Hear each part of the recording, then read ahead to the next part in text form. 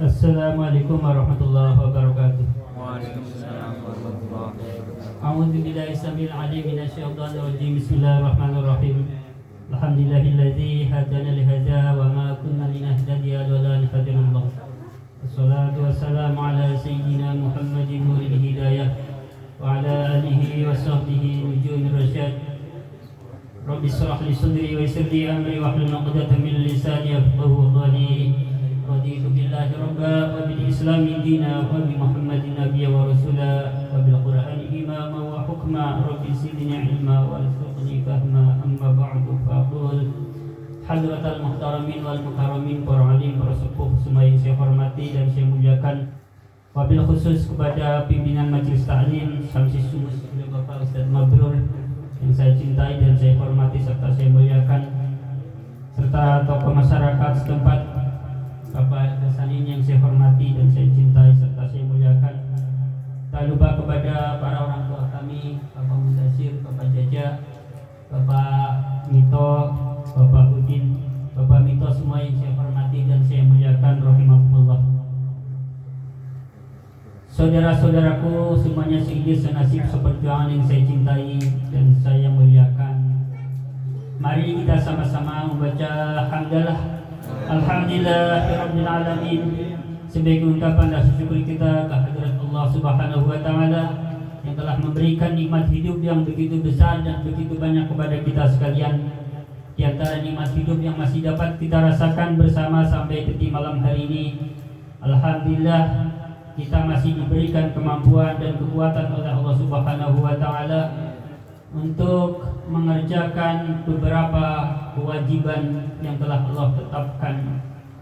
Di antara kewajiban-kewajiban yang telah kita laksanakan sampai detik malam hari ini, salah satunya adalah kasab, usaha, kerja.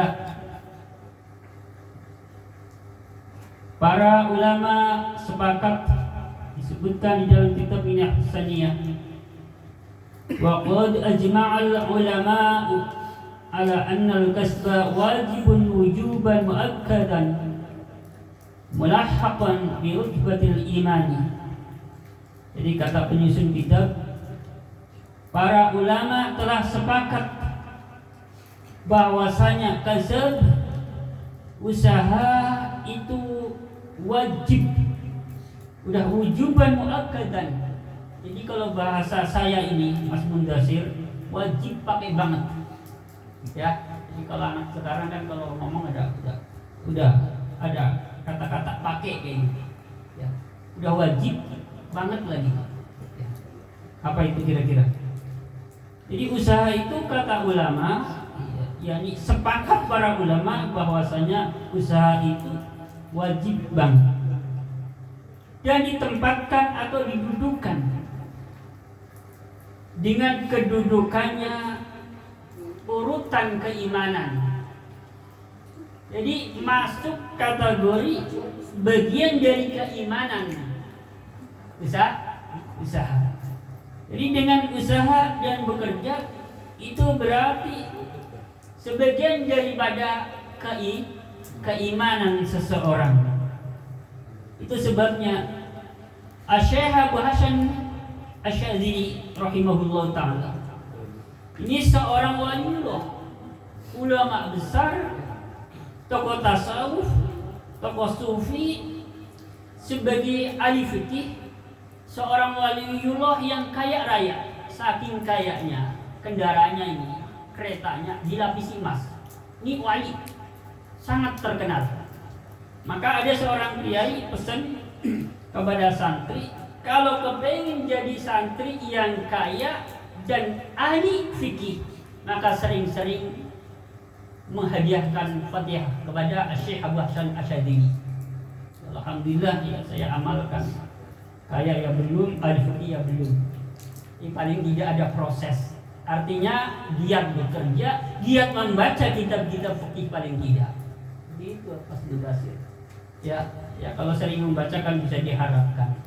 Kayak gitu ya, ada tambahan ilmu pengetahuan. Jadi Syekh Abu Hasan Asy-Syadzili, seorang ulama besar dari kalangan ya bagian dari waliullah, juga ahli fikih, juga ahli tasawuf. Beliau berkata, man iktasaba wa qama bi faraidi rabbih ta'ala alaihi qad kamulat mujahadatuhu. Kata beliau, barang siapa yang usaha dan ada tambahannya, nggak cuma sekedar usaha, rajin kerja siang malam, bukan. Barang siapa yang mau usaha, bekerja dan melaksanakan beberapa kewajiban yang telah Allah tetapkan, maka sungguh orang itu betul-betul sudah sempurna mujahadahnya. Apa itu mujahadah? Mujahadah artinya bersungguh-sungguh, serius di dalam beribadah atau menghambakan diri kepada Allah Subhanahu wa Ta'ala. Jadi orang kalau giat kerja, di sisi lain tidak meninggalkan ibadah-ibadah yang fardu khususnya, maka orang itu orang yang telah sempurna mujahadahnya. Artinya di dalam menghambakan diri kepada Allah Subhanahu wa Ta'ala ini sudah sempurna, tidak cukup. Ya. Jadi dua hal yang tidak boleh ditinggalkan: usaha, melaksanakan ibadah-ibadah yang fardu. Syukur ditambahi sunnahnya, ya. Syukur ditambahi sunnah. Saudaraku rahimakumullah, semua yang saya hormati dan saya muliakan, salawat serta salam semoga tersanjungkan pada baginda Nabi Muhammad sallallahu alaihi wasallam. Kemarin ada pertanyaan dari Mas Tolha, sudah di pertanyaan dari Bapak Subur, ya, dan pertanyaan dari saudara kita Bapak Mundasir. Kemarin pertanyaannya dari Bapak Mundasir, bagaimana kalau ada orang sholat jamaah, ya, antara shaf depan dan shaf belakangnya itu ada jeda, ya, jadi ada lorong kosong di sana. Kemarin kan saya sedang menyampaikan tentang apa, ketika sholat berjamaah maka tidak boleh mencil, bahasa saya, tidak boleh menyendiri, ya. Di depan sana shaf berbaris, lalu kemudian ada satu orang di belakang shaf sendirian. Ini sendirian ini bukan karena sudah penuh, tapi memang kepingin sendiri aja. Nah, ini kemarin penjelasannya, orang jamaah yang modelnya seperti ini tidak mendapatkan fadilahnya jamaah. Kecuali memang shaf di depannya itu sudah penuh, nggak memungkinkan kita untuk masuk satu orang. Ya, itu beda pembahasannya. Ya, jadi yang tidak bisa memperoleh fadilahnya jamaah kemarin adalah orang sholat jamaah tapi menyendiri di belakang shaf yang lain, sementara shaf di depannya masih memungkinkan kita masuk. Kemudian muncul pertanyaan dari Mas Mundasir kemarin, bagaimana kalau ada orang sholat berjamaah mencil, mundur dari shaf depannya, ada jeda secara berjamaah. Jadi serba jamaah ini, ya. Jadi mencilnya juga jamaah. Kalau muncul pertanyaan, saya kan bertanya, ini karena ada undak-undakan di situ, ada tangga sehingga tidak memungkinkan kita sholat di situ, nggak bisa sujud, atau karena apa? Dia nggak karena apa-apa, memang kepingin saja di situ. Ya, alasan kedua, alasan apalah kayak gitu. Nah, ini dijelaskan di sini. Maka, nah, jadi antara imam dengan shaf di belakang persis imam ini ukurannya kurang lebih 3 ziro. Jadi 3 hasta. Satu hasta kalau kita buka di Google yang 45 cm. Jadi ya, kurang lebih 1 meter. Jadi jarak imam dengan shaf belakangnya. Imam dengan shaf belakang imam persis. Nah, kemudian bagaimana dengan shaf di belakangnya lagi? Ya jaraknya segitu. 3 ziro. Jangan sampai di belakang 6 meter. Banyak kosong. Nah, ini model kayak gini nih. Kecuali memang ada suatu keadaan yang darurat, ya. Semacam tadi ada undak-undakan kamu tunduk. berbeda lagi. Nah ini tidak bisa mendapatkan fadilahnya jamaah. Jelas ya? Jelas ya. Nah ini nanti di situ ada dua pembahasan. Pertama, tidak mendapatkan fadilahnya jamaah. Kedua, ada pembahasan memungkinkan tidak sahnya jamaah. Nah ini yang paling berat nanti kalau sampai jamaahnya tidak sah. Tapi yang jelas yang pertama ini tidak mendapatkan fadilahnya jamaah. Ini yang pertama. Ya. Jadi kemarin pertanyaan dari Bapak Subur mana? Bapak Subur hadir nggak? Nggak hadir. Kemana? Oh ya. Mau dijawab apa enggak ya? Kemarin pertanyaannya ya sudah dilanjutkan jawabannya. Pertanyaannya bagaimana kalau khususnya di kota-kota ya, itu banyak di masjid, di musola-musola itu di belakangnya biasanya ada sebagian ya yang disapir, ditutup dengan kelambu. Memang biasanya dikhususkan untuk jamaah wanita apabila nanti ada istilahnya orang yang melakukan perjalanan mampir sholat di situ, jadi ada ruangnya. Jadi pembahasan di dalam kitab namanya Uqudul Ijan. Setidaknya di sini saya membaca ada 5 hadis. Tidak saya bacakan teksnya satu persatu, tetapi kesimpulannya saja. Di sini ada fasal di dalam kitab Uqudul Ijan karya Syekh Nawawi Al-Badani bahwa sholatnya seorang wanita di dalam rumahnya itu lebih utama dibandingkan sholat di dalam masjid bersama Nabi lagi. Ya, jadi judulnya saja udah sholatul mar'ah fi baitiha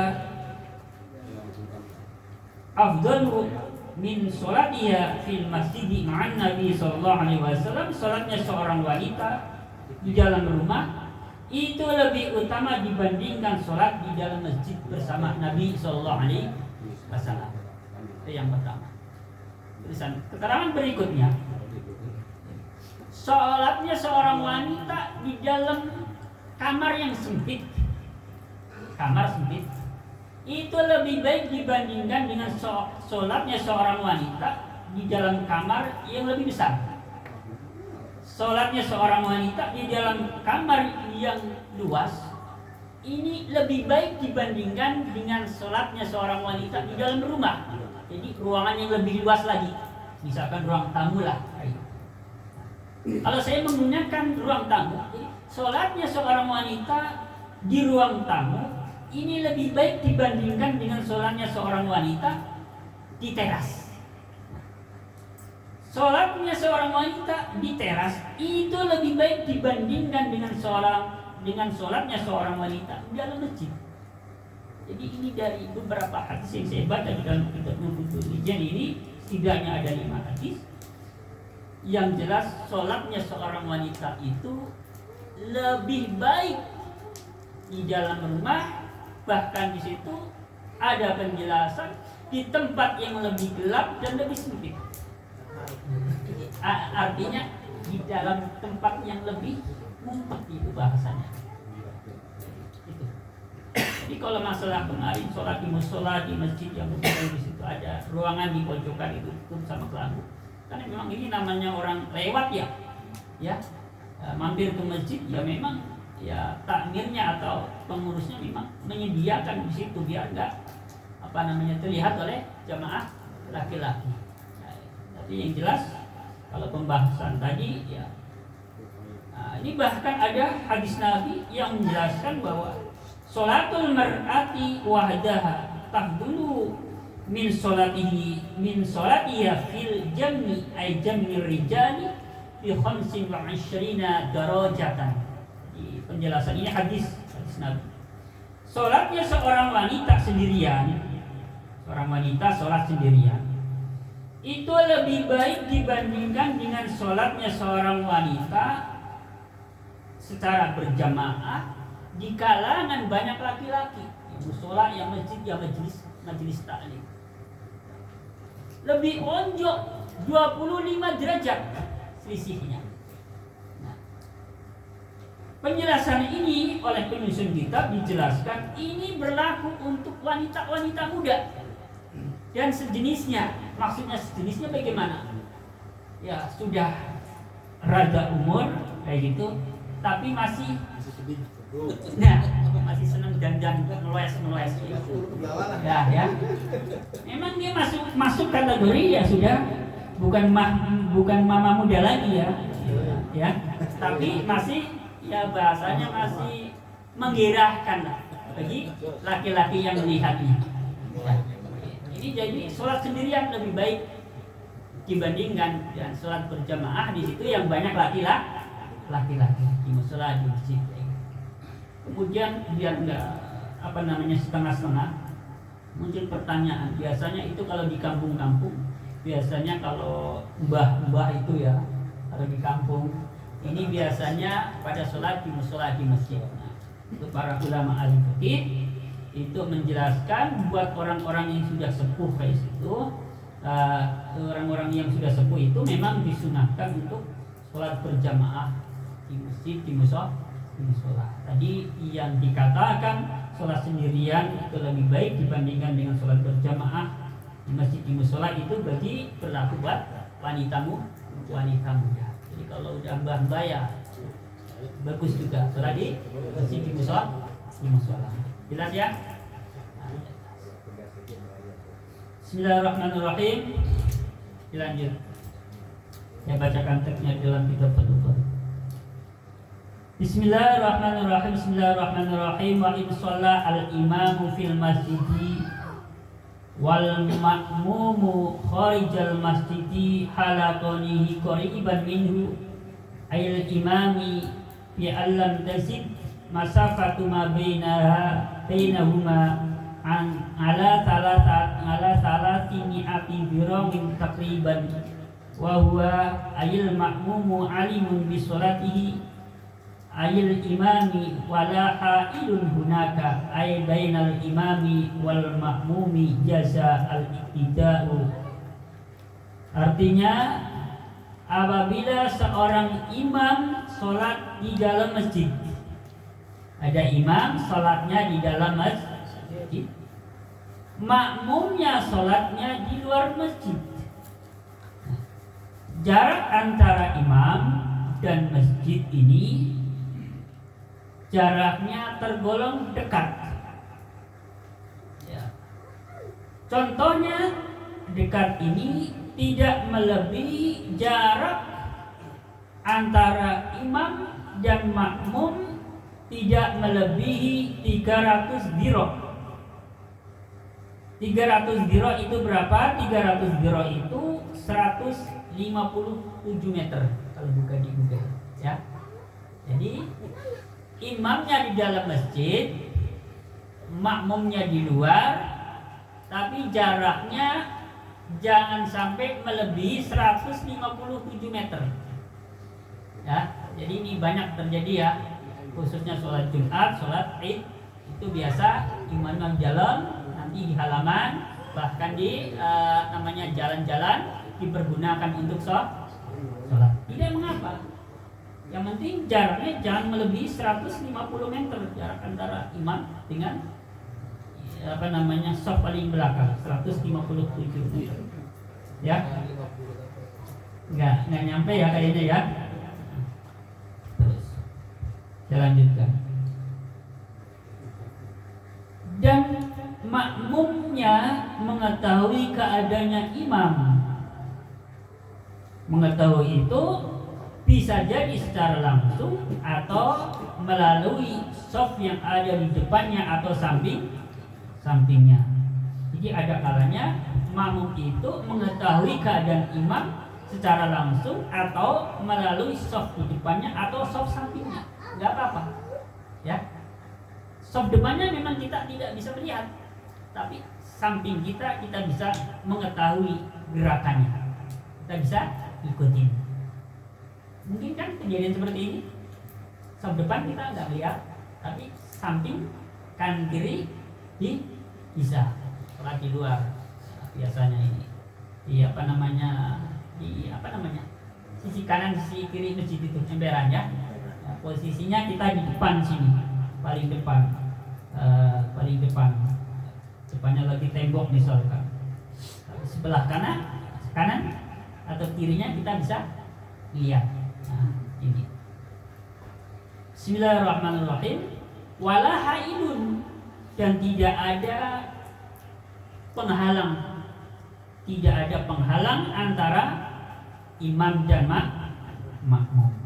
Maka diperbolehkan berjamaah. Lanjutkan. Bismillahirrahmanirrahim. Wa tu'tabaru al-masafatu al-madhkuratu min akhiril masjidi wa in kana